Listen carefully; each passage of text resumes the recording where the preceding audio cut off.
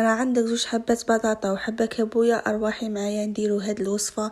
راح تجي بنينه بزاف، توالم بزاف في فصل الصيف، في 5 دقائق تكون واجده. هنايا جبت الكابويا نتاعي، قطعتها صغير كيما راكم تشوفوا. كيما هكا كي تقطعوا الخضره نتاعكم ما راحش تشد لكم الوقت، كيما قلت لكم راح تحضر في 5 دقائق، راح توالم بزاف الفصل الصيفي.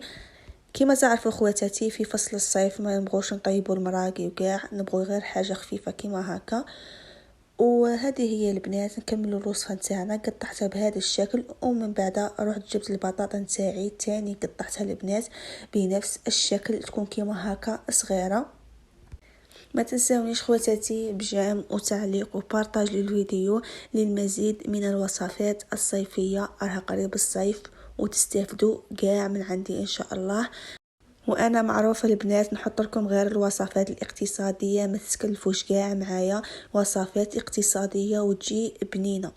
كملوا الوصفه تاعنا البنات. هنايا جبت هنايا قدره نتاعي، رحت حطيت فيها البطاطا اللي قطعتها كما راكم تشوفوا، وراح نزيد عليها هنايا شويه نتاع زيت، ما تكثروش بزاف، تقريبا 2 ملاعق يكونوا كبار، ونروحوا ندوها في النار تكون قليله، ونخلط هذيك البطاطا ما نخلوهاش بزاف البنات هنايا، وقعدوا مقابلينها وتحركوا فيها. راح نخليها تقريبا دقيقه هكا تتقلى لي، حاجه خفيفه برك.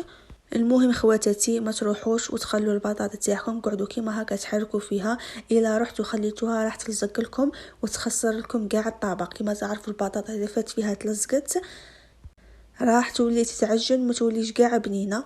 نكملوا البنات. هنايا رحت زدت عليها هنا مغرفه صغيره نتاع دهان، نجموا ديروا دهان ولا سمن كيما تحبوا. ومن بعد هنايا نكمل تالي شويه نخلط فيها حتى تذوب لي كاع هذيك الزبده، ونقعدوا مقابلتها. راني نقول لكم البنات قعدوا مقابلينها خي ما تلزق لكم وما توليش بنينه. هنايا جبت ربع نتاع بصله، ما كترش بزاف كيما راكم تشوفوا، غير باش تمد لي هذيك البنه برك. كما هكا نخلط البصله نتاعي تاني، نخليها طيب شويه، ومن بعد نجيب الكابويه تاني وراح نخلطها معاهم تاني هنا تقريبا دقيقه، ما نكترش عليها بزاف، ونقليها هكا باش تعطيني البنه تاعها تاني. وراح نجيب لي زيبيس اللي نديرهم هنايا البنات، ما راحش نكتر بزاف، راح ندير غير الملح، مغرفه صغيره ملح، مغرفه صغيره نتاع حرور، ومغرفه صغيره نتاع سكنجبير. ونكمل الخلط نتاعي هنايا ما نطولش عليها ونمرقها. هنايا البنات ما تمرقوش بزاف، ديروا تقريبا كاس ولا كاس ونص هذا مكان، وراح نخليها طيب البنات هنايا 10 دقائق، راح يكون كل شيء طايب. كما تعرفوا الخضره نتاعي قطعتها صغير، وديجا البطاطا والكابويا ما يشدوش كاع الوقت.